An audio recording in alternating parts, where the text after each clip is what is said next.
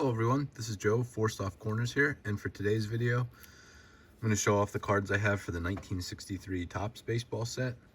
Let's get going right away on this. So we'll start off, well, this is card number 1 in the set, and this one has 3 Hall of Famers on it here with Frank Robinson, Stan Musial, and Hank Aaron for the 62 National League batting leaders. So this is a 576 card set. Here's the AL home run leaders, Harmon Killebrew in the middle there. Oh, and Roger Maris. Well, along with other, the one Hall of Famer and then Maris, but then also Norm Cash, Colavito, Wagner, and Gentile. So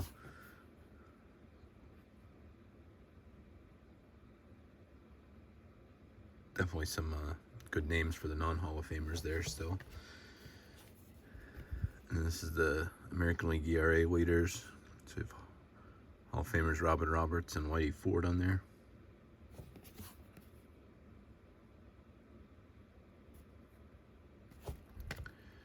And the National League pitching leaders, with Hall of Famer Don Drysdale in the middle.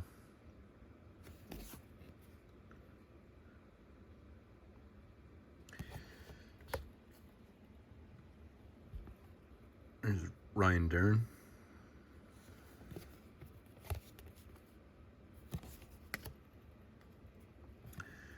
This one's neat. This is the Bucks Blasters with Smokey Burgess, Dick Stewart, Roberto Clemente, and Bob Skinner.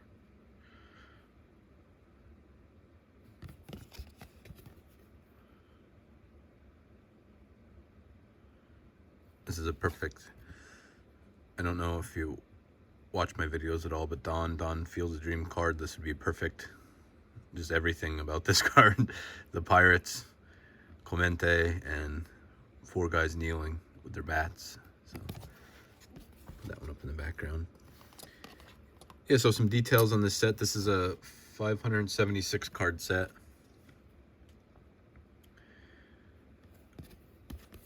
Definitely some big rookie cards in this set. With obviously the Pete Rose, and also the Willie Stargell, and the Tony Oliva. And then also as a high number card, you have the Rusty Staub rookie. And also the Rose and Stargell are also in the high numbers. Plus just other tougher high number cards. There's a Clemente in there.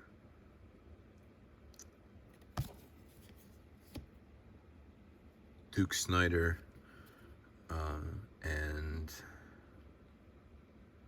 there's another Nellie Fox, I believe. So definitely some Hall of Famers in the high numbers there, and some big rookies.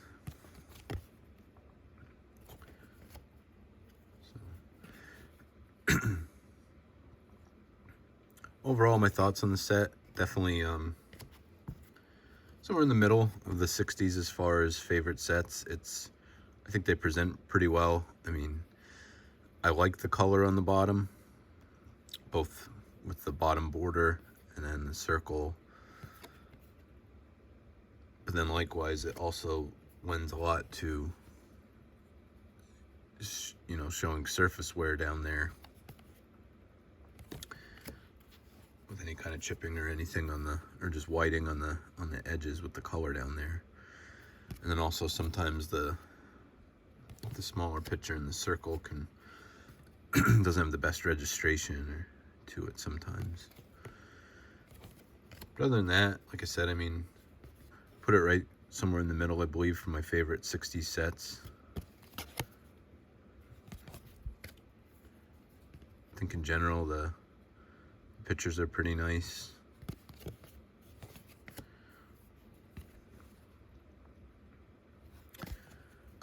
My personal progress on this set, I have 71 cards here I'll be showing. So I think that's good enough for, I believe, 12.3% of the set.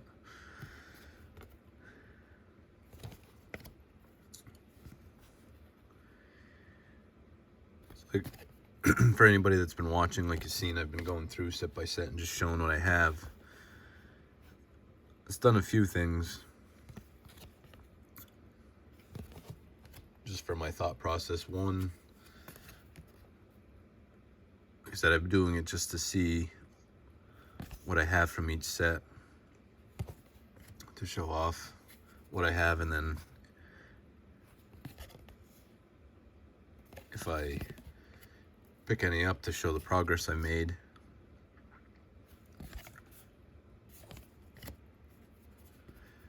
In the process of doing so, I've thought a little bit more about the way I do things, and like I said, currently I pretty much just have every checklist printed out from 50 to 80,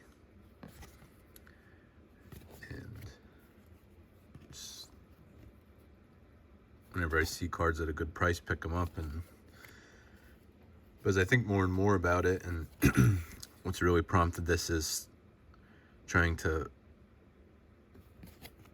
focus in more on the 53 top set, to at least get, that's the one set I'd say I'm actively actually collecting, and doing so with the purpose of completing at some point.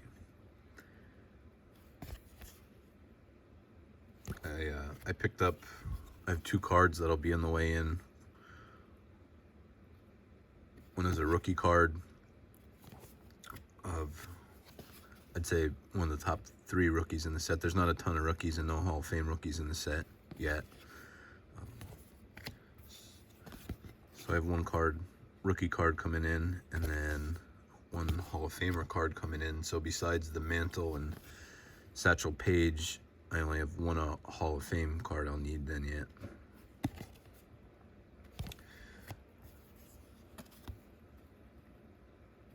So definitely want to pick that up. And then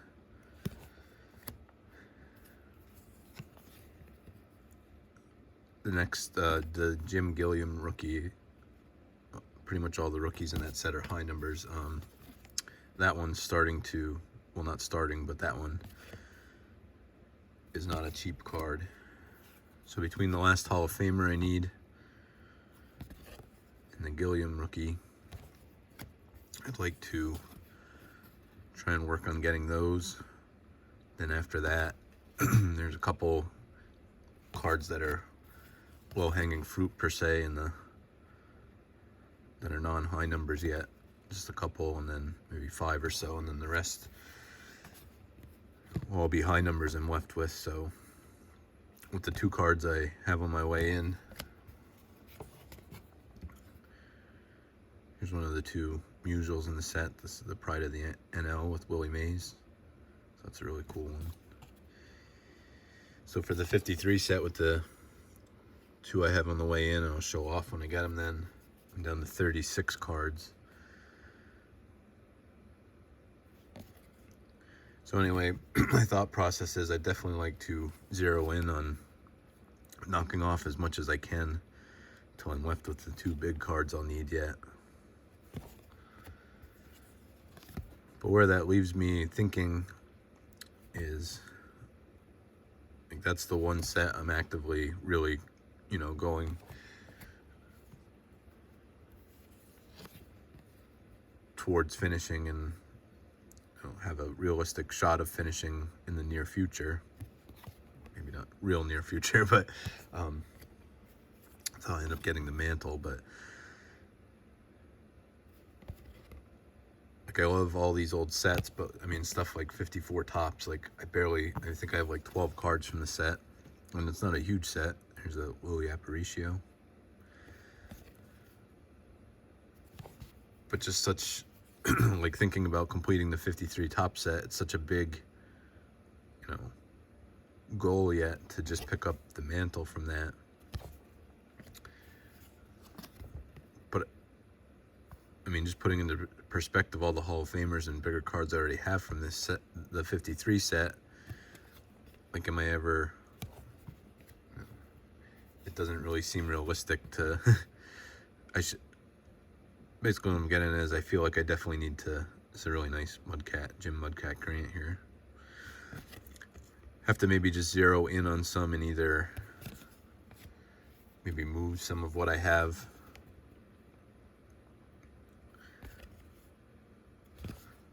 For the ones I'm going to actively work on, or just stop and not pick any more up. I just have to reassess and see a little bit, because like I said, I mean, I think I have like 12 cards from the 54 set, and I think I have the Hoyt Wilhelm, which is the only Hall of Famer. So just rookies aside, all the Hall of Famers, and then, I mean, it seems like such a big goal for the 53 set to just pick up the mantle for that yet. But I mean, the Hank Aaron's a bigger card than that, the Hank Aaron rookie from 54. So I think I definitely love those sets. That's one of my favorite sets, 54 tops, but might have to just pick up Hall of Famers going forward. I think I completely just glossed over and didn't even, let's see here. I don't even know I was talking. And so this is the Power Plus with Ernie Banks and Hank Aaron. So give that a little bit of, at least a mention. I don't even know if I said anything.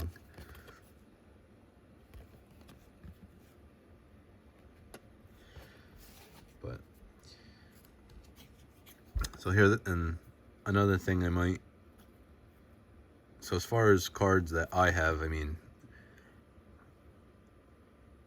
this Stan Musial, this was before this is when I was just doing a Musial run. It has a little bit of corner wear here, but I think I might have to reevaluate too, and just some, like, I definitely want to own this card. I don't necessarily need it in this good a condition. So if there's any cards like this that would be worth grading that I could end up selling, picking up the same card in worse condition, and then just using the profits to get other cards, it's something I might look into. I mean, if this, let me know your thoughts, just looking at this briefly. Like I said, you can see more of the corner ding down there, and then a little bit of the whiting on the front, but like I said, I know 63s are definitely known for that, and actually the whiting's a little worse than the other corner, but the other three corners are pretty decent, I think. So let me, anybody, I think the centering's pretty good. Let me know your thoughts on a rough guess of what you think this would get. I was thinking I would probably send to SGC. I was thinking of 5 with maybe a possibility of a 6, but let me know if you think I'm way off on that, or what your feelings are.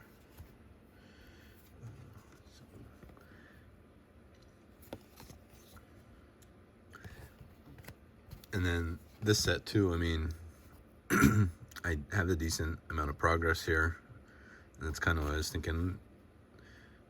And decent is a relative term. I mean, it's only 70 cards. That's, I mean, most people when they're building sets start off with like a starter set, or try and get a big lot at one time. Just budget wise, I usually can't do that. I know for any sets I am ever going to actually complete, I'm going to spend a lot more money just picking them up when I can in smaller lots or card by card, but it's just the way I need to collect. But like I said, even just a small dent in this set really is all I have here, and until I would end up getting any of the rookies like the Rose or Oliva or Stargell, I mean,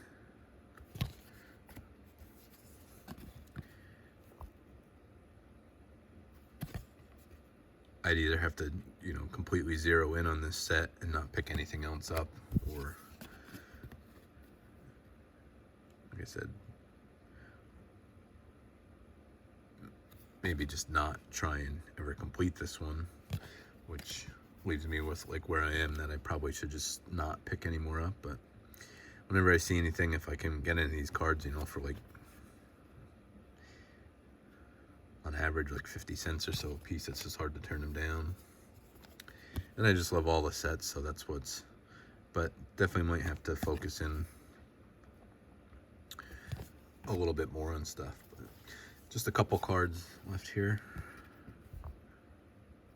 So let me know your thoughts on the set in general. As flipping through these, I mean, I know a lot of my stuff is usually not in great shape. Overall, I don't think these are too bad, though. Here's the Dodgers Big Three with Padres, Drysdale, and Koufax. That's one of my favorite cards, definitely from this set, and I just always love their pitching rotation. So I mean, how could you not? But so the three of them together in one card is just really cool. But so two more here.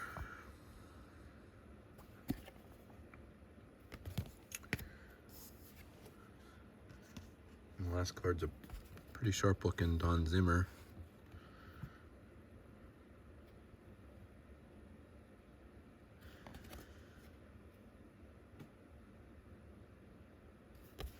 So that's what I have for the set. Like I said, that's 71 cards there. In the comments, if you don't mind, just let me know what your thoughts are on the set, what you would think if I would grade that Stan Musial with SGC, roughly what you think it would get, and just any other thoughts you have. Thank you everyone for watching. I'll be back with next time I do one of these, I'll be back with 64 tops, which I only have a very few handful of cards for. But thank you for watching, and just remember, any card can be a great looking card, even if it has 4 soft corners. Thank you.